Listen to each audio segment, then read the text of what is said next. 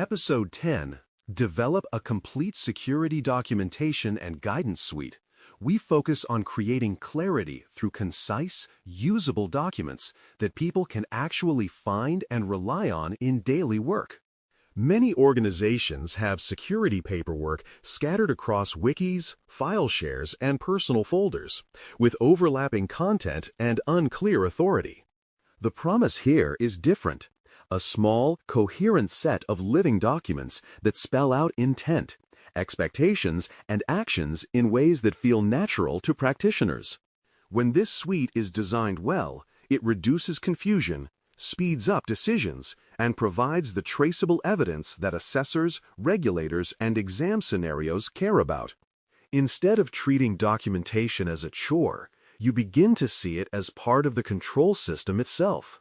From policies, you move into standards, which specify mandatory controls with measurable expectations that can be tested and verified. A standard might require that sensitive data at rest use approved encryption mechanisms, that logs include certain fields, or that privileged access follows defined workflows. The key is that every requirement is written in a way that allows a reviewer to check whether it is actually being met, either by examining configurations, code, or reliable evidence in reports.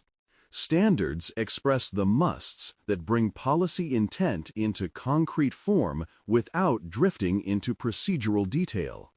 They also provide a shared reference when teams debate what secure enough means for a platform, application, or integration.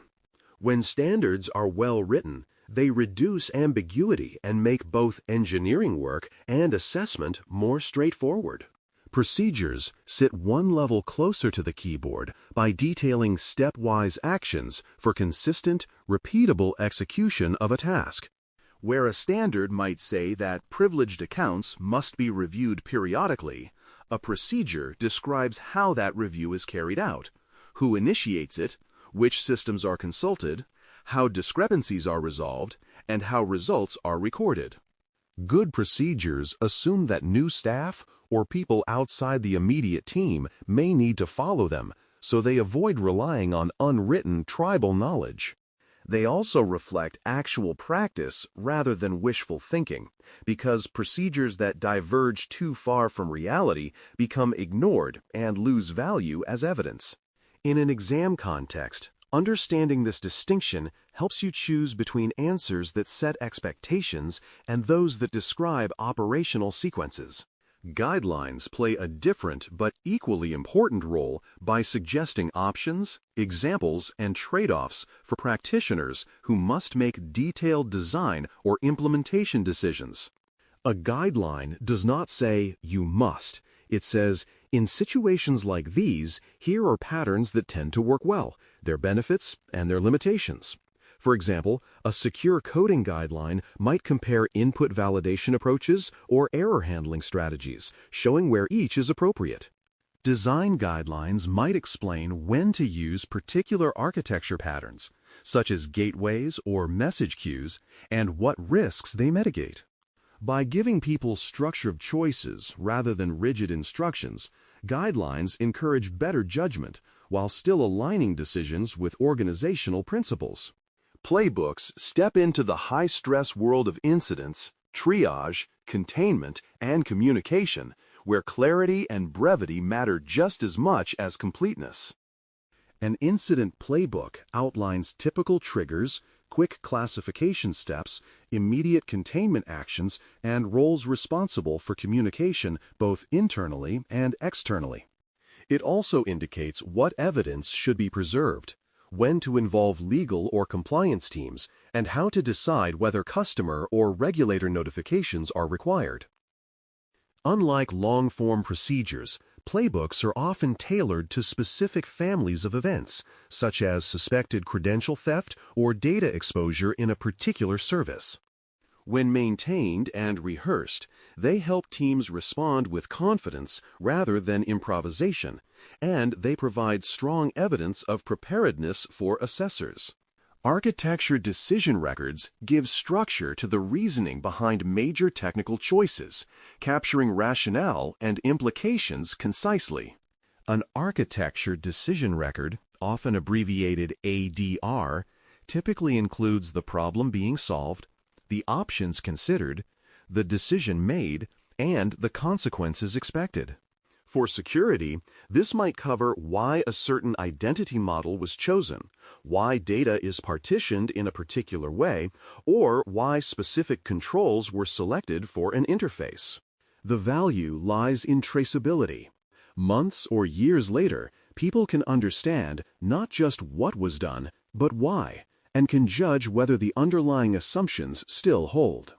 In exam scenarios, this kind of documentation often shows up as the artifact that proves security was considered early and intentionally. Secure coding guides and checklists then provide focused support aligned to specific languages and frameworks developers actually use. A guide might explain safe patterns for handling user input, managing secrets, working with cryptographic libraries, or integrating logging in a given language.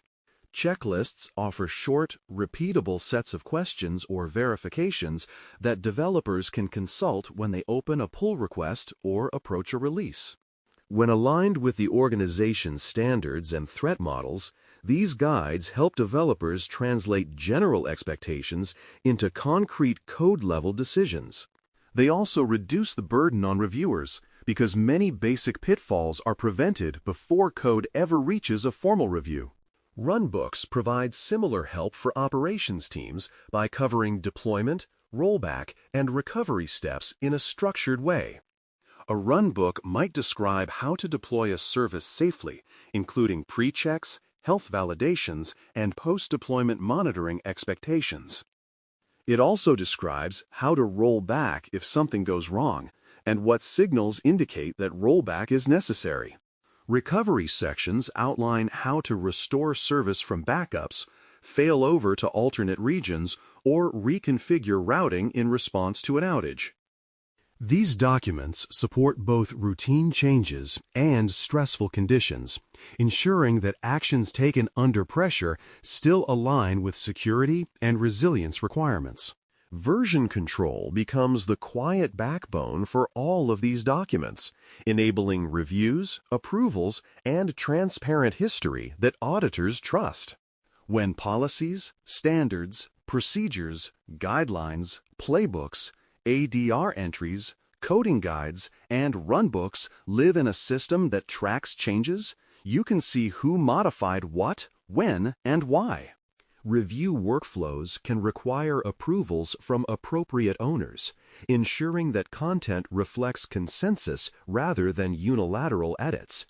Historical snapshots make it possible to reconstruct what guidance was in force during a particular incident or audit period. This traceability aligns with exam expectations about governance and real-world expectations about accountable documentation. Findability is just as important as content quality, because a perfectly written document nobody can locate might as well not exist.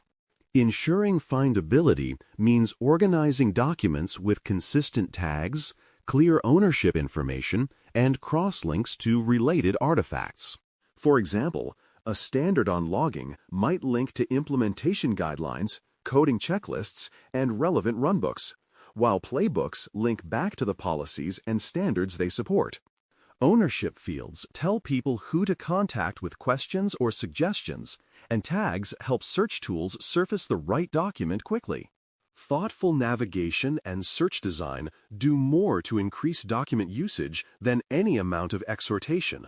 To keep the suite genuinely useful, you establish review cadences that keep content accurate, current, and relevant as systems and risks evolve. Policies may be reviewed annually or when major business changes occur, while standards and procedures might follow a shorter cycle aligned with technology changes. Playbooks and runbooks benefit from review after exercises and real incidents when fresh insights are available. Review cadences should be documented so that readers know whether a document is current, under revision, or scheduled for future attention. This rhythm turns the documentation set into a living system rather than a one-time project that gradually decays. A short mini-review can help you anchor the essentials. Policies state intent and scope. Standards define mandatory controls. Procedures spell out repeatable actions. And guidelines offer informed choices. Playbooks guide incident response, while architecture decision records capture why certain paths were taken.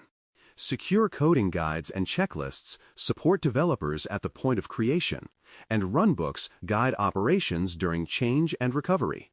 Version control, findability practices, and review cadences tie everything together into a coherent, trustworthy body of guidance.